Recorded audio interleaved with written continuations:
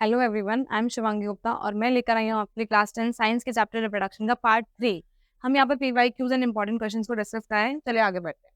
Name the flower part that develops into seed and fruit after fertilization. बहुत आसान है। Seed और fruit कौन बनता है आफ्टर फर्टिलाइजेशन? तो आपको पता है कि जो ओव्यूल्स हैं वो क्या बन जाते हैं, सीड बन जाते हैं, एंड जो ओवरी है वो क्या बन जाती है, फ्रूट। दोबारा सुन लीजिए, फर्टिलाइजेशन के बाद ओव्यूल्स क्या बना लेते हैं, सीड बना लेते हैं, एंड ओवरी क्या बना लेती है, फ्रूट बना लेती है। एंड जो पेटल्स एंड सेपल्स होते हैं ये क्या होते हैं, फ्लावर के झड़ जाते हैं, फॉल ऑफ हो जाते हैं। बात समझ आ गई? और जो ओव्यूल्स थे वो क्या बन गए, धीरे धीरे सीड बन गए, और जो ओवरी थी उसने क्या बना लिया, फ्रूट बना लिया। Is it clear? जो पेटल्स थे वो फॉल ऑफ हो गए। चलिए इसे स्क्रीनशॉट लीजिए, फिर आगे बढ़ते हैं। चलिए next 32 question, what is the tissue culture? Okay, explain it's procedure and discuss its advantages. पहले टिश्यू कल्चर होता क्या है? कल्चर मींस होता है ग्रो करना, एंड टिश्यू मतलब टिश्यूज को ग्रो करना, यानी कि लैबोरेटरी मेथड है। लैब में क्या किया जाता है, कल्चर किया जाता है। ठीक है, किसी भी प्लांट को कल्चर कर सकते हैं, किसी फंगस को कर सकते हैं, किसी भी एल्गी को ग्रो किया जा सकता है। ठीक है, यानी कि कैसी कंडीशंस होंगी यहाँ पर, इन सीटू कंडीशन होंगी, इसे बोलते हैं इन सीटू। इन सीटू का मतलब है इन रूम और इन लैब।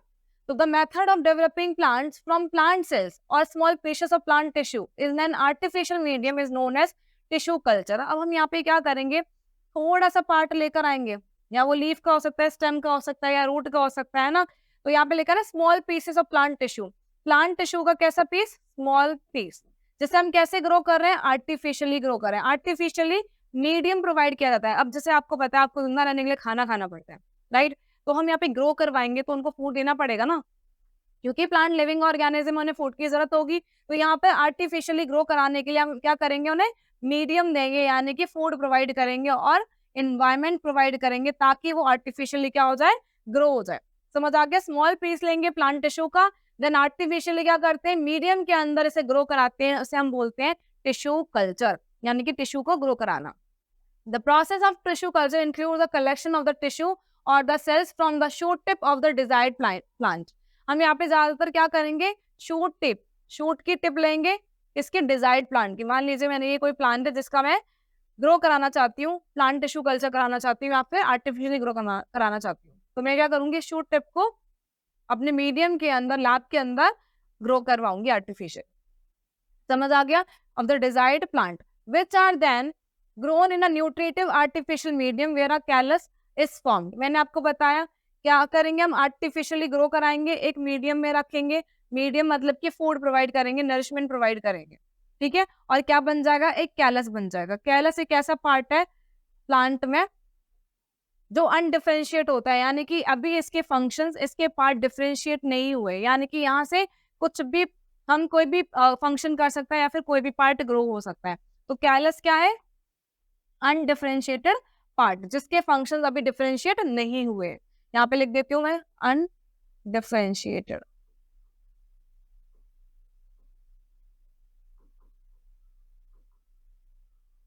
ठीक है, यहाँ पर अभी इसके ना जाइलम बना है ना फ्लोएम बना है, कौन सी सेल क्या करने वाली है, सारी सेल कैसी है, यहाँ पर अनडिफरेंशिएटेड है।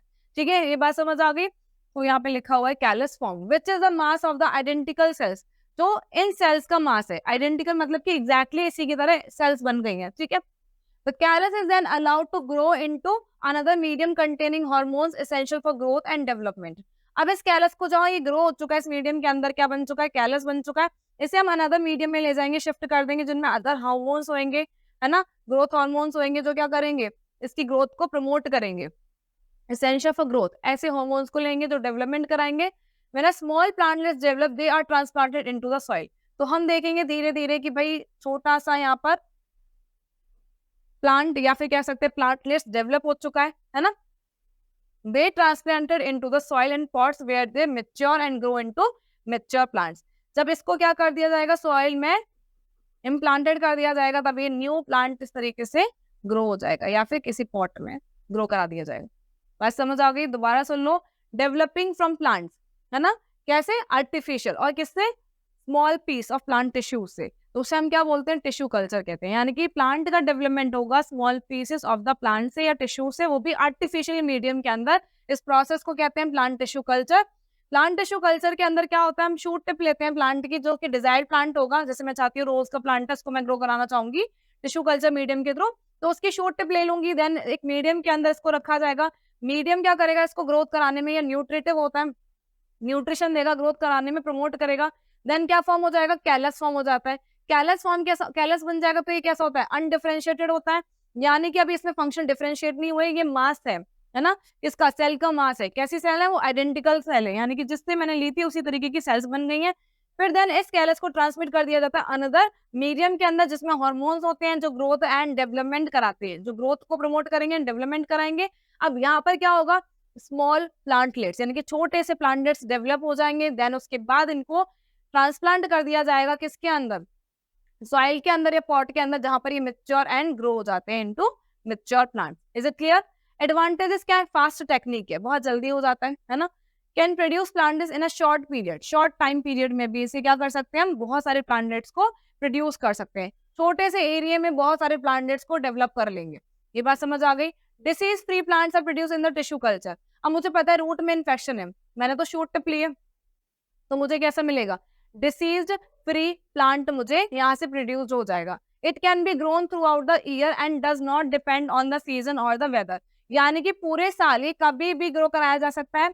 ये डिपेंड नहीं है किस पर, सीजन और वेदर पर, कि भाई मुझे हॉट क्लाइमेट ही चाहिए, मुझे कोल्ड क्लाइमेट ही चाहिए, ऐसा नहीं होता। किसी भी सीजन में हम इसे लैब की कंडीशन में ग्रो करा सकते हैं।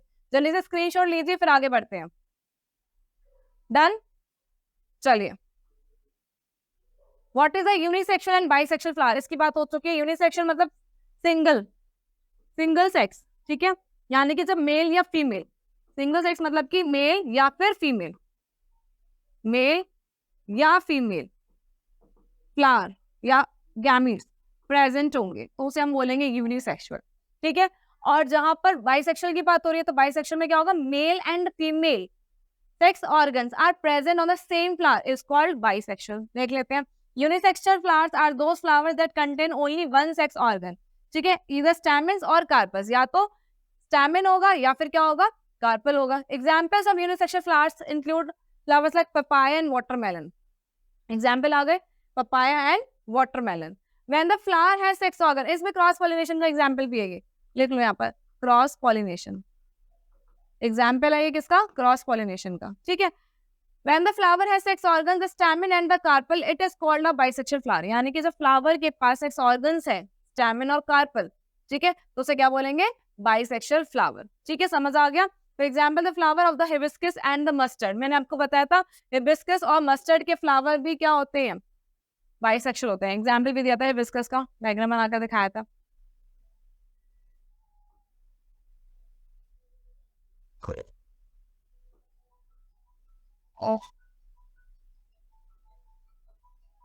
क्लियर है? चलिए स्क्रीनशॉट लीजिए, फिर आगे बढ़ते हैं। डन, चलिए। Name the parts of the flower that serve the same function as a animals. Parts of the flower बताने जो सेम फंक्शन करते हैं एज अ एनिमल्स, जैसे कि टेस्टिस की तरह एंथर ऑफ स्टैमेन, स्पन की तरह पॉलन, ओवरी की तरह ovary of the pistol, and egg female germ cells present in the ovule. दोबारा सुन लो, टेस्टिस मेल में होती हैं, एनिमल्स में होती हैं, एंथर ऑफ स्टेमन वर्क करते हैं उसी तरीके से, यानी कि ये मेल गैमीट्स है दोनों के। क्या है ये, male gametes. Male gametes generate करने वाले पार्ट है, सॉरी, मेल गैमीट्स जनरेट करने वाले पार्ट है, ठीक है। टेस्टिस से ही स्पर्म रिलीज होते हैं, ठीक है। स्पर्म और पॉलन क्या है, ये मेल गैमीट्स है, इसको मेल गैमीट्स लिख लो, ध्यान नहीं दिया, ठीक है, इसको ध्यान रखना है, ये मेल गैमीट्स है, sperm and pollen. Testis and anther of स्टेमन ये जगह है जहां से ये मेल गैमीट्स रिलीज होंगे, ठीक है। Ovary and ovary of the pistol, ये भी फीमेल गैमीट्स को कैरी करती है, ये भी क्या करते हैं, फीमेल गैमीट्स को क्या करते हैं, कैरी करते हैं, ठीक है। एग और female germ cell present in the ovule, egg और फीमेल जर्म सेल जो कहाँ प्रेजेंट होती है, ओव्यूल में, यानी कि ये क्या है, फीमेल गैमीट्स, ये क्या है, फीमेल गैमीट्स है। तो ये वो वाले पार्ट है फ्लावर के जो सेम फंक्शन करते हैं एज अ एनिमल्स। देखो भाई, इनका काम क्या है, प्रोड्यूस करना या जनरेट करना, किसको, जर्म सेल्स को प्रोड्यूस करना, जर्म सेल्स को क्या करना, प्रोड्यूस करना। जर्म सेल्स क्या है, गैमीट्स है ना, सेक्स सेल्स होती हैं। तो यहाँ पर इनका काम दोनों का यही है, टेस्टिस का भी और स्टेमिन का भी। स्पर्म और पॉलन दोनों क्या कराएंगे, फ्यूजन कराएंगे दोनों मेल गैमेट्स है, राइट। तो यहाँ पर दोनों मेल गैमेट्स का रोल निभाएंगे। ओवरी और ओवरी ऑफ द पिस्टल, दोनों ओवरी का काम क्या है, दोनों ओवरी का काम है रिलीज करना, एग को रिलीज करवाना, कैरी करते हैं दोनों, क्या कराएंगे कि रिलीज करेंगे एग, गैरी से अच्छा वर्ड लिख लो, रिलीज, रिलीज करेंगे एग को, रिलीज एग, समझ आ गई बात।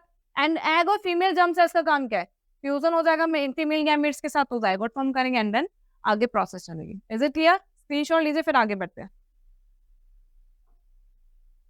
State the function of the placenta, placenta का फंक्शन क्या, बात हो चुकी है, डिस्क शेप्ड होता है, एम्ब्रिड हो जाता है यूट्राइन वॉल और एम्ब्रियो की मेम्ब्रेन के साथ, न्यूट्रिशन प्रोवाइड करता है, नरिशमेंट देगा, रेस्पिरेशन करवाएगा, एक्सक्रीशन करवाएगा, याद है ना ये सारे फंक्शन, वही है। The placenta is a disc-shaped structure embedded in the uterine wall and contain villi on the embryo side and the blood spaces on the mother side. तो याद रखना है ये यूट्राइन वॉल पर एम्बेडेड होते हैं, ठीक है। विलाई कंटेन करते हैं एम्ब्रियो साइड में, एम्ब्रियो साइड में क्या होगा, इनके पास विलाई होंगे, है ना। एंड द ब्लड स्पेसेस होगा on the mother side, mother side पर क्या होगा, ब्लड स्पेसेस होगा, ठीक है। The blood spaces surround villi, blood space में क्या सराउंड होते हैं, विलाई सराउंड होते हैं, ठीक है। ये बात समझ आ गई। मेन फंक्शंस क्या प्लेसेंटा का, nutritional elements from the maternal blood pass, nutrition element को मैटरनल ब्लड से पास करते हैं, कहां पर, फिटस में, किसके थ्रू, प्लेसेंटा। दोबारा सुन लो, न्यूट्रिशन एलिमेंट्स को पास करेंगे, कौन से एलिमेंट्स को, न्यूट्रिशन एलिमेंट्स को, किससे, मैटरनल ब्लड से, किससे करेंगे, मैटरनल ब्लड से करेंगे, मैटरनल ब्लड से करेंगे, किसको करेंगे, फिटस को करेंगे, किसके थ्रू करेंगे, प्लेसेंटा के थ्रू करेंगे, समझ आ गया। न्यूट्रिशन एलिमेंट्स को मैटरनल ब्लड से फिटस तक ट्रांसमिट किया जाता है, किसके थ्रू किया जाता है, तो वो है प्लेसेंटा, किसके थ्रू किया जाएगा, प्लेसेंटा, ठीक है। हेल्प विद रेस्पिरेशन बात हो गई हमारी, ठीक है। अब fetal excretory products diffuse into maternal blood through placenta and are excreted by the mother. Fetus से एक्सक्रीशन गया, सॉरी, फिटस से कहा एक्सक्रीटरी प्रोडक्ट्स गए, मैटरनल ब्लड तक गए, मैटरनल ब्लड से मदर के एक्सक्रीशन से बाहर निकल गए, मदर के एक्सक्रीशन से बाहर निकल गए, बाहर निकल गए। फिटस से एक्सक्रीटरी प्रोडक्ट्स आए भाई, एक्सक्रीटरी मटेरियल, एक्सक्रीटरी प्रोडक्ट्स जो भी थे, एक्सक्रीटरी प्रोडक्ट्स प्लेसेंटा के थ्रू गए, प्लेसेंटा के थ्रू जा रहे हैं, एक्सक्रीटरी प्रोडक्ट्स किसके थ्रू गए, प्लेसेंटा के थ्रू गए, प्लेसेंटा के थ्रू के बाद मदर के एक्सक्रीटरी प्रोडक्ट्स जो है या एक्सक्रीशन के थ्रू बाहर निकल गए, ठीक है। Fetal excretory product diffuse into maternal blood through the placenta and are excreted by the mother.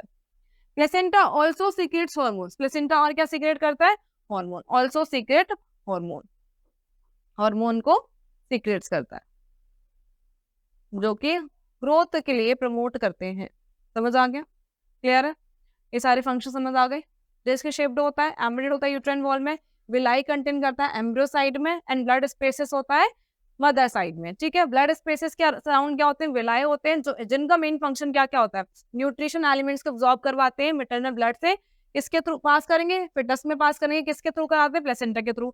Help करते हैं रेस्पिरेशन में बताया था, एक्सक्रीशन में भी हेल्प करते हैं, तो फिटस से एक्सक्रीटरी प्रोडक्ट्स आएंगे डिफ्यूजन के थ्रू, डिफ्यूजन से कहाँ जाएंगे, हम मैटरनल ब्लड में जाएंगे, मैटरनल ब्लड में कौन ले जाएगा, प्लेसेंटा ले जाएगा, मैटरनल ब्लड से मदर के एक्सक्रीशन से बाहर निकल जाएंगे, एक्सक्रीट कर देगी मदर, उसके थ्रू बाहर निकल जाएंगे। Placenta also secretes hormones, placenta क्या सीक्रेट करते हैं, हार्मोन्स भी सीक्रेट करते हैं। स्क्रीनशॉट लीजिए फिर आगे बढ़ते हैं, चलिए।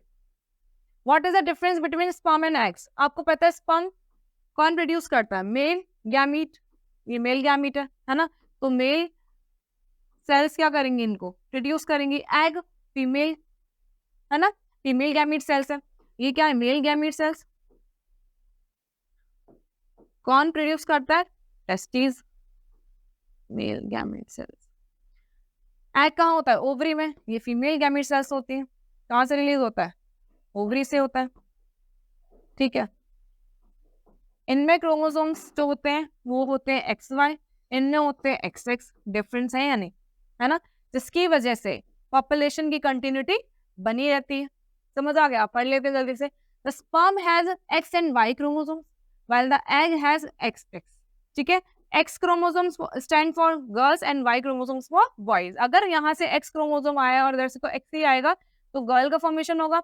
अगर यहाँ से वाई आया और इधर से एक्स आया तो किसका फॉर्मेशन होगा? बॉय का, एक्स वाई बनेगा। ये बात समझ आ गई? ठीक है, तो यहाँ पर फीमेल के पास तो सिर्फ एक ही एक्स ऑर्गन होता है, मतलब एक ही सेल होती है, वो है एक्स। ठीक है, यही कैरेक्टर होता है जो कि बेबी गर्ल को बर्थ देता है। अगर मेल का भी एक्स आएगा तो क्या बन जाएगा? बेबी गर्ल बन जाएगी। अगर मेल का वाई आ जाएगा, वाई सेल आ जाएगी, और फीमेल का तो एक्स ही आएगा हमेशा, तो एक्स वाई बन जाएगा, यानी कि बॉय बन जाएगा। ये बनेगी बेबी गर्ल, बेबी गर्ल का फॉर्मेशन होगा, और ये होगा बेबी बॉय।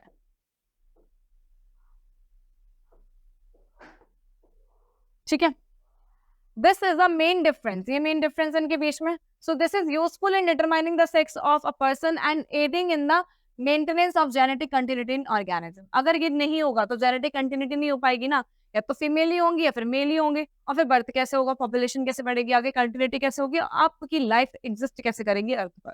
समझ आ गया? तो यहाँ पर ये हेल्पफुल है मेंटेनेंस करने के लिए, क्या? Genetic continuity in organisms. ठीक है, स्क्रीनशॉट लीजिए, फिर आगे बढ़ते हैं। Mention the devices to prevent the spread of STDs. बताया था मैंने, STD stand for sexually transmitted disease, और सेकेंड पार्ट में बनाया हुआ है मैंने इसके लिए video. The spread of STDs can be prevented by avoiding sexual contact with the infected partner. ठीक है, तो यूजिंग करना है क्या? कॉन्डम्स। अवॉइड करना है direct contact with the infected partner. ठीक है, स्क्रीनशॉट लीजिए, फिर आगे बढ़ते हैं। चलिए, answer the following questions. What does AIDS stand for? Name the virus caused responsible for AIDS-19. Give various mode of transmission for HIV. तो AIDS जानते ना? Okay. How AIDS can be prevented? What does HIV stand for? ठीक है, तो आपको पता है AIDS stand for Acquired Immunodeficiency Syndrome. Acquired Immunodeficiency Syndrome. की फुल फॉर्म देख लिया आपने, stand for acquired immunodeficiency syndrome. Name the virus cause responsible for AIDS-19. HIV virus. ठीक है, give various modes of transmission for HIV देखते हैं अभी। तो देखो यहाँ पे AIDS stands for acquired immune deficiency syndrome, या फिर इम्यूनोडेफिशिएंसी सिंड्रोम कहते हैं। Human immunodeficiency virus is responsible for AIDS। Human immunodeficiency virus. ठीक है, याद रखना है, इसको मैं यहाँ लिख देती हूँ, ह्यूमन HIV immunodeficiency virus. ठीक है, is responsible for AIDS. The modes of HIV transmission are क्या क्या है? Through sexual contact with the infected person. आप sexually contact हो, direct contact with the infected person हो गया। ट्रांसफ्यूजन ऑफ इन्फेक्टेड ब्लड, किसी को एड्स हो रखा है, उसी के सिरिंज से ट्रांसफ्यूजन हो गया, किसी गलती से आपकी बॉडी में चला गया। शेयरिंग ऑफ इन्फेक्टेड निडल्स, आगे बात, इन्फेक्टेड पर्सन के निडल आपने शेयर कर लियो from the mother to the child. अगर मदर को हो रखा है तो बेबी को तो है ही चांसेस एड्स का होना, क्योंकि उनके ब्लड के थ्रू बेबी में ट्रांसमिट हो जाएगा। समझ आ गया? जेनेटिकली डिसीज है। जल्दी से देख लो कैसे कैसे हो रहा है, या तो डायरेक्ट कॉन्टैक्ट कर लिया सेक्सुअली इन्फेक्टेड पर्सन से, या फिर ट्रांसफ्यूजन हो गया है इन्फेक्टेड पर्सन का blood. Sharing of infected needles, या तो इन्फेक्टेड निडल शेयरिंग हो गई हो किसी डिसीज पर्सन से, किसी हेल्दी पर्सन में निडल का शेयरिंग हो गई हो, या फिर मदर से चाइल्ड में चला गया। मदर प्रेग्नेंट थी, उस टाइम उसको एड्स हो रखा था, और उस बेबी के अंदर भी क्या हो जाएगा? ट्रांसमिट हो जाएगी वो डिसीज। बेबी होने के बाद मदर को अगर एड्स हुआ है तो एड्स होगा या नहीं? तो नहीं होगा, क्योंकि ये सेक्सुअली ट्रांसमिटेड डिसीज है या फिर जेनेटिकली ट्रांसमिटेड डिसीज है। ठीक है, समझ आ गया? Is it clear? जल्दी से स्क्रीनशॉट लीजिए, फिर आगे बढ़ते हैं। क्वेश्चन था हमारा इससे पहले वाला कि how AIDS can be prevented, तो उसके बारे में नेक्स्ट है what does HIV stand for, वो तो मैंने बता ही दिया आपको। ह्यूमन पूरा लिख लीजिए।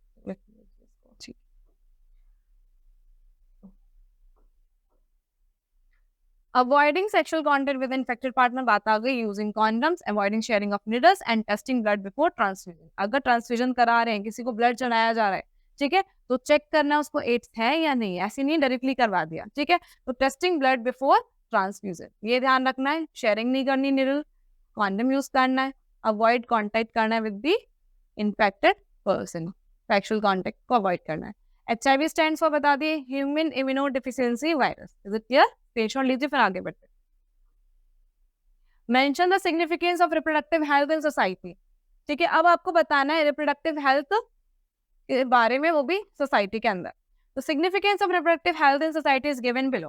The mother carrying the child should be physically mature. Mother जो कैरी करने वाली है चाइल्ड को, या जो बर्थ देने वाली है चाइल्ड को, उसको फिजिकली मेच्योर होना जरूरी है, तभी रिप्रोडक्टिव हेल्थ सही रहेगी। क्योंकि अगर मदर ही मेच्योर नहीं है तो बेबी भी कैसा रहेगा, मेच्योर नहीं होगा ठीक से, है ना, या उसको कोई प्रॉब्लम हो सकती है। अगर वो इन्फेक्टेड है या वो डिसीज है तो बेबी भी क्या हो सकता है, डिसीज हो सकता है। इन चीजों का हमें ध्यान रखना होगा। क्लियर है? The mother should be mentally fit to take care of the child. Mentally और फिजिकली दोनों ही फिट होना जरूरी है। फिजिकली फिट नहीं होगी तो भी क्या अच्छे से हेल्थ नहीं रहेगी बेबी की, और मेंटली फिट नहीं है तो भी क्या नहीं होगा, बेबी हेल्दी नहीं होगा। ठीक है, समझ आ गया? और बेबी की हेल्थ क्या कैसे ठीक रहेगी। Between two children there should be a 3 year gap, यानी कि दो बच्चों में 3 साल का गैप होना जरूरी है। 3 ईयर गैप होने से बॉडी रिकवर हो जाती है एंड देन बेबी भी क्या होगा, हेल्दी होगा। Mother should eat nutritious food during pregnancy and lactation. तो मदर को क्या करना है, न्यूट्रिशियस फूड लेना है at the time of lactation, यानी कि जब वो फीडिंग कराती है ना, फीडिंग कराती है उस टाइम में भी, और प्रेगनेंसी के टाइम में तो लेना ही है। ठीक है, क्लियर है सभी को? तब क्या रहेगा, रिप्रोडक्टिव हेल्थ ठीक बनी रहेगी। Is it clear? स्क्रीनशॉट लीजिए फिर आगे बढ़ते हैं। चलिए, what impact do contraceptives have on the health and prosperity of the family?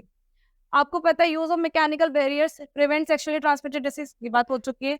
Pregnancy makes demands on the women's health body both physically and mentally, अभी बात हुई थी। प्रेगनेंसी अगर चाहिए तो उसके लिए आपको फिजिकली एंड मेंटली फिट होना भी जरूरी है। If a women is not ready for pregnancy, her health is adversely affected and such conditions can be avoided. तो यहाँ पे पता है कि अगर वुमेन रेडी नहीं है मेंटली, प्रेगनेंसी के टाइम में क्या होगा, उसकी हेल्थ अफेक्टेड होगी होगी, एंड ऐसी कंडीशन में क्या करना है, अवॉइड करना है। Standard of living can be improved with good health. Standard of living भी मैटर करता है, किसके लिए, गुड हेल्थ के लिए। अगर आप ठीक से ध्यान नहीं रख रहे, अनहाइजीनिक कंडीशन रख रहे हैं, अच्छे से खा नहीं रहे, तो भी क्या होगा, तो भी आपकी हेल्थ अच्छी नहीं रहेगी। अगर आपका रहना अच्छा है, खाना ठीक है, हाइजीनिक है आप, तो आपकी इंप्रूव रहेगी health. Is it clear? Screenshot लीजिए फिर आगे बढ़ते हैं। चलिए, What is spore formation? Spore formation क्या होता है, हमने बात की हुई है ना। When a slice of bread is kept in a moist dark place, अगर हम moist dark place में रख देते हैं for a few days, तो spores of rhizopus form हो जाते हैं, जैसे फफूंद कहते हैं हिंदी में, क्या कहते हैं, फफूंद। ठीक है, फंगस। अगर ब्रेड को मॉइस्ट थोड़ा गीला करके रख दो, बेड के नीचे रख दो, कहीं भी रख दो, डार्क प्लेस में रख दो जहाँ पर लाइट ना जाए, कॉन्टेक्ट ना हो लाइट का, वहां पर आप देखोगे राइजोपस के स्पोर्स फॉर्म हो जाते हैं। ठीक है, in the air settle on the bread to form a new fungus plant known as a Rhizopus.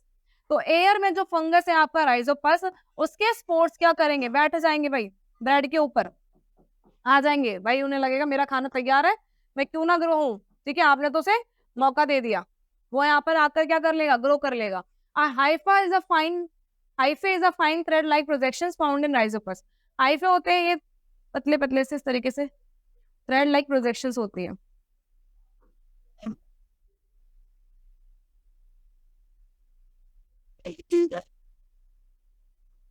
इस तरीके से हाइफे बन जाते हैं, कैसे भी हो सकते हैं। ठीक है, हाइफे बन जाते हैं, थ्रेड लाइक प्रोजेक्शंस होती हैं जो फाउंड होती है राइजोपस के अंदर। These hyphae are non-reproductive structures. ये reproductive structures नहीं होते, यहाँ से रिप्रोडक्शन नहीं होगा। Blobs develop at the tip of hyphae and are called sporangia. इनके ऊपर sporangia या blobs डेवलप हो जाता है हाइफे के ऊपर, जैसे sporangia कहते हैं। इसके अंदर स्पोर्स होते हैं, ये जर्मिनेट होते हैं। ठीक है, ये जो स्पोर्स है ये जर्मिनेट होंगे। The spores present in sporangia can grow into new rhizopus. ये जब बस्ट हो जाएगा तब ये जाकर जर्मिनेट हो जाते हैं। तो दोबारा सुन लो, हाइफे कुछ इस तरीके से प्रोजेक्शन होती है, इस तरीके से स्ट्रक्चर है, स्पोरेंजिया बना होता है इसमें। ठीक है, स्पोरेंजिया बना होता है। स्पोरेंजिया क्या करेगा, इसमें स्पोर्स फिल रहते हैं, जैसे फेवर कंडीशन आएगी ये बस्ट हो जाएगा एंड स्पोर्स बाहर निकल जाएंगे and they can germinate and grow new fungus या न्यू प्लांट। ठीक है, समझ आ गया, कोई दिक्कत? ब्रेड की स्लाइस को मॉइस्ट एंड डार्क प्लेस में रखेंगे, फ्यू डेज बाद देखेंगे जो एयर में राइजोपस था वो ग्रो हो गया, in the air settle down on the bread to form a new fungus plant known as a Rhizopus. Hyphae कैसे होते हैं? फाइन थ्रेड लाइक स्ट्रक्चर्स होती है, प्रोजेक्शन होती है जो राइजोपस में मिलेगी। ये हाइफे नॉन रिप्रोडक्टिव स्ट्रक्चर, ये पूरा स्ट्रक्चर कैसा है? नॉन रिप्रोडक्टिव स्ट्रक्चर है। इनकी जो टिप होती है इस पर क्या होते हैं? स्पॉन्ज स्पोर्स होते हैं, इनके टिप में स्पोर्स होते हैं, लेकिन कहाँ फिल होते हैं? स्पोरेंजिया में। कहाँ पे फिल होते हैं? स्पोरेंजिया में। ठीक है, ये स्पोरेंजिया जिसके अंदर क्या फिल है? स्पोर्स फिल है। ठीक है, स्पोर्स फिल है। ये बात समझ आ गई? These spores present in sporangia can grow into new rhizopus. ये स्पोर्स जब बस्ट हो जाएगा, स्पोरेंजिया फट जाएगा, रप्चर हो जाएगा, देन इसके बाद रिलीज हो जाएंगे एंड जर्मिनेट हो जाएंगे इन फेवरेबल कंडीशन। क्लियर है? स्क्रीनशॉट लीजिए, फिर आगे बढ़ते हैं।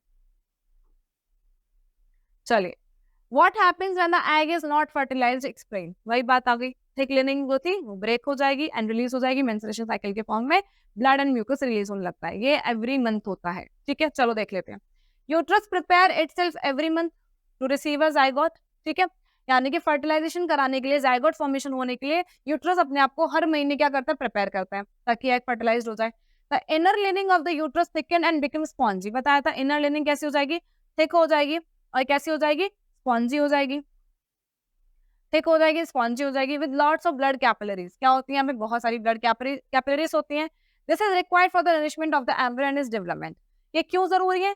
ये नरिशमेंट देती है एम्ब्रियो को। क्या देती है? ये नरिशमेंट देती है और उसके डेवलपमेंट में भी हेल्प करती है।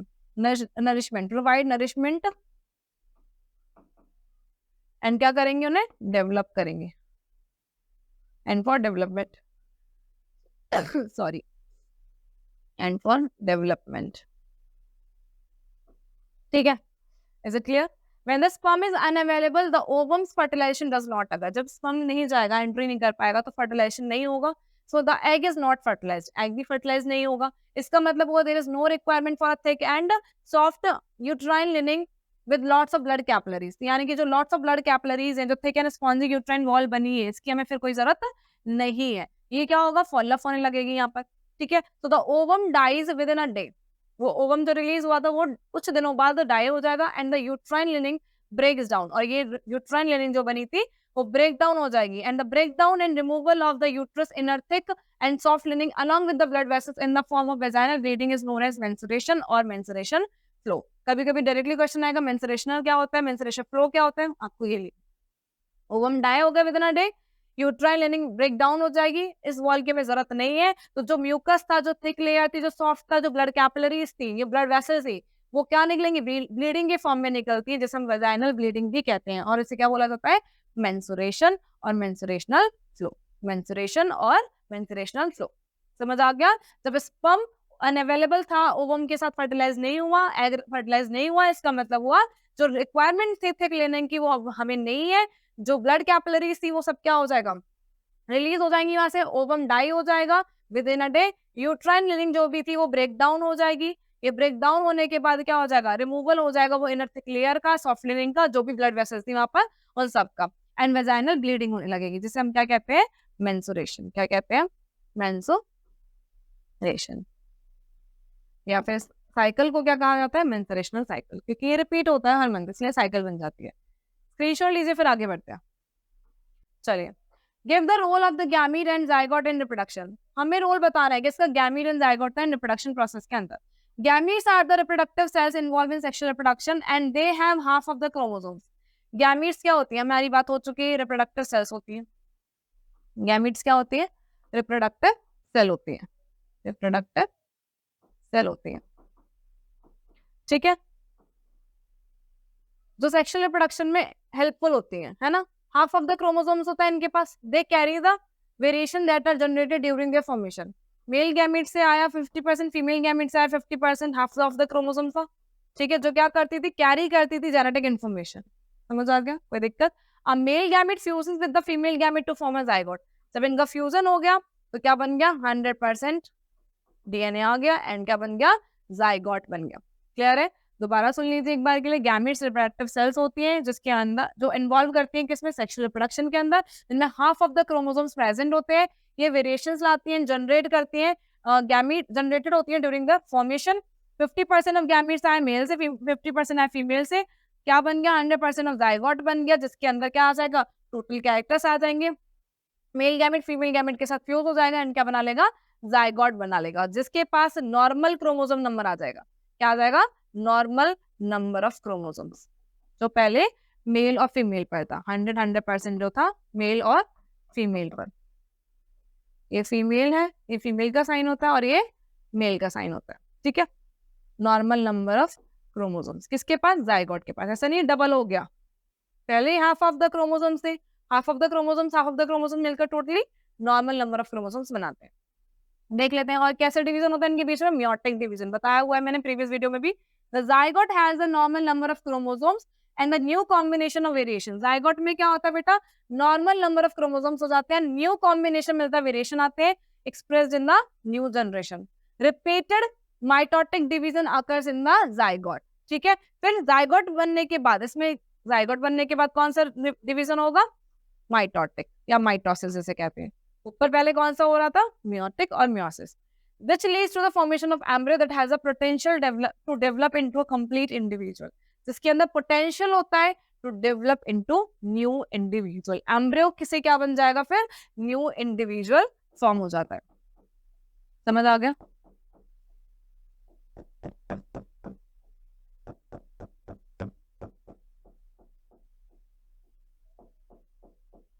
ठीक है। ये जाइगोट से क्या बन गया, इसमें डिवीजन हो गया तो एम्ब्रियो बन गया, एम्ब्रियो से न्यू इंडिविजुअल फॉर्म हो जाता है। चलिए स्क्रीनशॉट लीजिए, फिर आगे बढ़ते हैं। Okay done. चलिए explain reproduction in hydra. Hydra में बडिंग होती है, बताया हुआ हाइड्रा का डायग्राम बताया था, फर्स्ट वीडियो में बताया था इसका।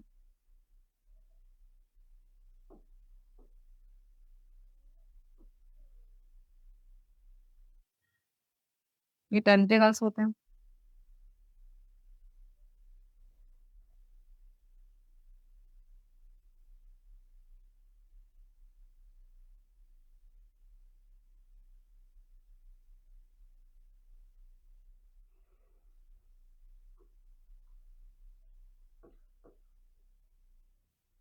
टेंटिकल्स। ये माउथ होता है, ठीक है। और यहाँ पर ही क्या ग्रो हो जाती है, एक बर्ड, छोटी सी बर्ड। धीरे धीरे ये किस में कन्वर्ट हो जाएगी, धीरे धीरे ये हाइड्रा बना लेगी पूरा, धीरे धीरे इसी तरीके से अपना हाइड्रा बना लेगी।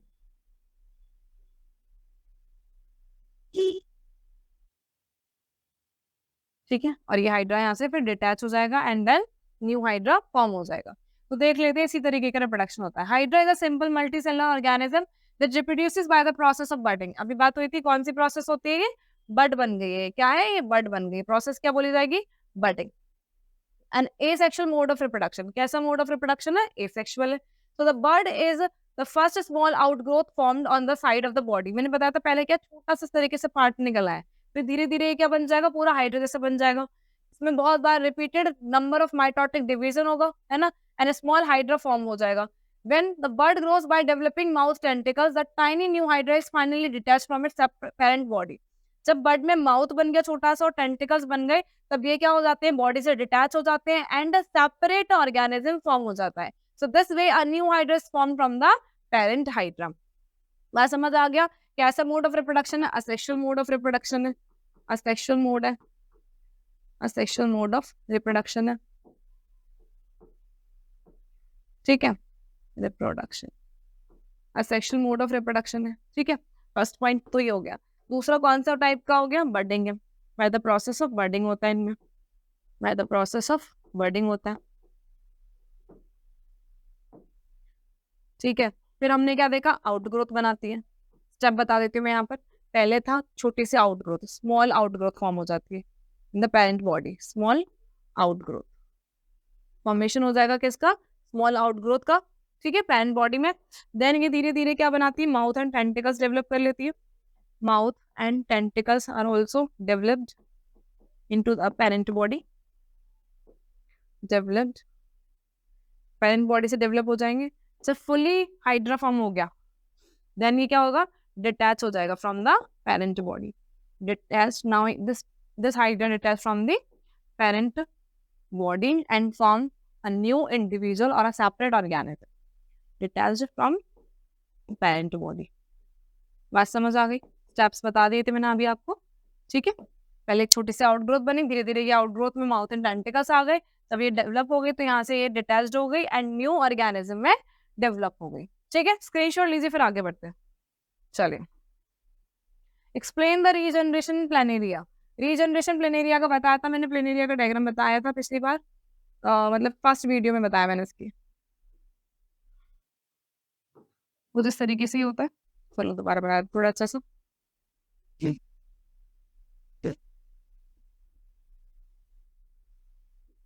ठीक है, इसका कोई भी पार्ट अगर कट होगा तो यहाँ से न्यू प्लेनेरिया ही बनेंगे।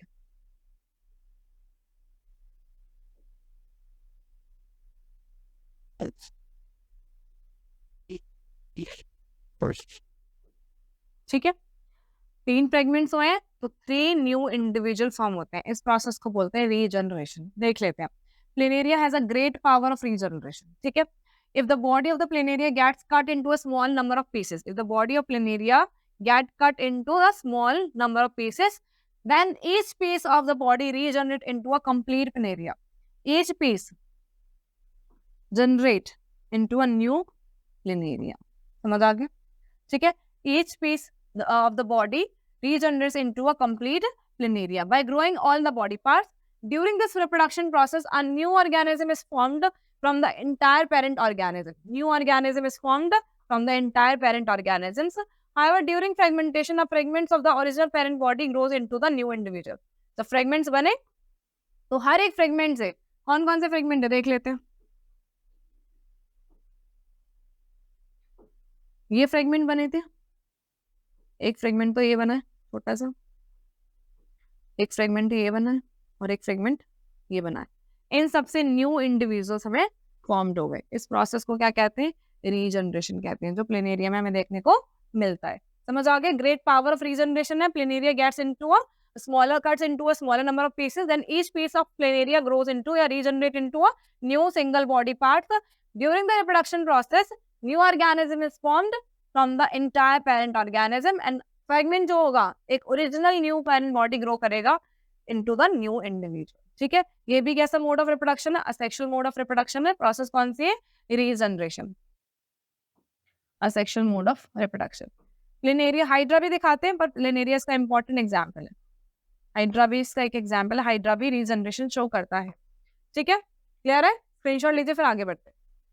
चलिए, Why is the reproduction important in an organism? Reproduction important क्यों है organism के अंदर? The reproduction is important due to the following reasons. पहला क्या? Existence and continuity of species. हमारी बात हो चुकी है इसको लेकर। Existence and continuity. Continuity आना भी जरूरी है भाई। Continuity नहीं होगी तो एक दिन क्या होगा? दुनिया खत्म हो जाएगी। Genetic information is passed from one generation to the next. Genetic information आपको बताया था मैंने, क्या होता है? Passed होती है parent से offspring में, parent से offspring में। समझ आ गया? ठीक है। Bring variation which is the basis for evolution. Variation लाते हैं और जिसकी वजह से क्या आता है? एवोल्यूशन आता है। ठीक है, वेरिएशंस आते हैं तो उसकी वजह से क्या होता है? एवोल्यूशन आता है। Maintain stability of the population. Stability बनी रहती है पॉपुलेशन की, है ना, खत्म नहीं होती। अगर कोई कंडीशन आई है, कोई ड्रास्टिक कंडीशन आ गई जिसकी वजह से पॉपुलेशन खत्म हो गई, वो चांसेस अलग है, लेकिन रिप्रोडक्शन होने की वजह से स्टेबिलिटी मेंटेन रहती है। स्पीशीज आपको दुनिया में मिलेंगी। ठीक है, क्लियर है? जल्दी से स्क्रीनशॉट लीजिए, फिर आगे बढ़ते हैं। चलिए, ये मल्टीपल चॉइस क्वेश्चन आ गए। Asexual reproduction takes place through budding in hydra होता है और यीस्ट होता है, तो आंसर हो गया हमारा यीस्ट। ठीक है, which of the following is not a part of the female reproductive system in human beings. Human beings की बात हो रही है, फीमेल की बात हो रही है, तो वास्ट डिफरेंस। ये किस में होता है? मेल में होता है। ठीक है, वैसेक्टॉमी याद आ रहा ना, नसबंदी जिसे कहते हैं। ठीक है, आगे बढ़ते हैं। एंथर कंटेन्स, क्या एंथर कंटेन करते हैं? Pollen grains. ठीक है, in which of the following method of reproduction is there a greater possibility for the evolution of a new species in the organism? तो यहाँ पे लिखा गया है कि रिप्रोडक्शन के अंदर ग्रेटर पॉसिबिलिटी एवोल्यूशन आने की, तो क्या होता है? सेक्सुअल रिप्रोडक्शन होना चाहिए, नहीं है। बाइंड डिफिजन असेक्सुअल है, ये नहीं हो सकता। बर्डिंग असेक्सुअल है, ये नहीं हो सकता। रीजनरेशन असेक्सुअल है, नहीं हो सकता। तो क्या बचा?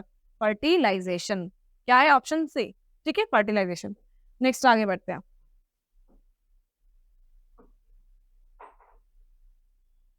pollen grains are produced by, तो आपको पता है एंथर, कौन प्रोड्यूस करता है? Anther.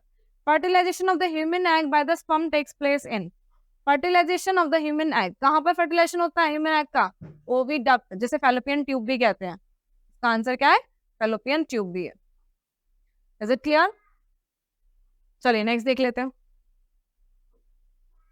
Many unicellular organism reproduce through the process of, अब आपको पता है कई सारे यूनिसेलुलर ऑर्गेनिज्म है, कौन सी प्रोसेस से होते हैं? फिजन से होंगे, ओव्यूलेशन से नहीं होते। रीजनरेशन मैंने बताया था आपको हाइड्रन प्लिनेरिया में होती है, right. Name the primary sex organ in a male mammal, आपको पता है प्राइमरी सेक्स ऑर्गन मैमल की बात हो रही है, तो क्या होगा? ओवरी होगा, ठीक है। इसका आंसर क्या होगा? ओवरी। ना वेजाइना होगा, ना यूट्रस होगा, ना मेमरी ग्लैंड्स होगा, ठीक है, ओवरी। क्लियर है? चलिए स्क्रीनशॉट लीजिए, फिर आगे बढ़ते हैं। Which event describe the beginning of the reproductive life of a woman? Which event describes the beginning of the reproduction life of a woman? तो क्या होता है? मेनोपॉज? नहीं। पॉज मतलब स्टॉप होना, पॉज मतलब क्या? स्टॉप होना। फर्टिलाइजेशन? नहीं। ओव्यूलेशन? नहीं। मेनार्क, ठीक है, आंसर क्या है? मेनार्क, ठीक है, यानी कि मेंस्ट्रुएशन स्टार्ट होना। Which is the site of fertilisation, fertilisation कहाँ पर होता है? यूट्रस में, वजाइना में, फैलोपियन ट्यूब में, सर्विक्स में, तो फैलोपियन ट्यूब बताया था अभी। स्पर्म कहाँ जाते हैं? स्पर्म कहाँ जाते हैं? फैलोपियन ट्यूब में, जहां पर एग रिलीज करती है ओवरी के थ्रू, यहाँ पर जाकर फ्यूज हो जाएंगे, देन जाइगोट बन जाता है, जाइगोट बन जाएगा, एंड देन ये धीरे धीरे कहाँ जाएगा? यूट्राइन वॉल पर, ठीक है। चलिए नेक्स्ट आगे बढ़ते हैं। ओके चलिए डन। आई होप आपको ये चैप्टर समझ आ गया हो। मैंने बहुत सारे क्वेश्चंस के थ्रू आपको ये चैप्टर समझाने की कोशिश की है। बार बार वीडियो को देखिए, जहां पर दिक्कत आ रही है उसको बार बार चेक करती रहिए, एक बार रिवाइज कीजिए। आई थिंक आपको ये चैप्टर पूरी तरीके से समझ आएगा। ये वीडियो आपके लिए इनफ है। अगर मुझे और भी लगता है तो मैं इसका एक और वीडियो ला सकती हूँ, बट मुझे ऐसा लगता है कि इन 3 पार्ट्स में आपको ये चैप्टर अच्छे से क्लियर हो गया होगा। Thank you so much. आप बेल आइकन को दबा लीजिए, सब्सक्राइब कर लीजिए, ताकि न्यू नोटिफिकेशन आपके पास आती रहे। Thank you, bye bye, take care.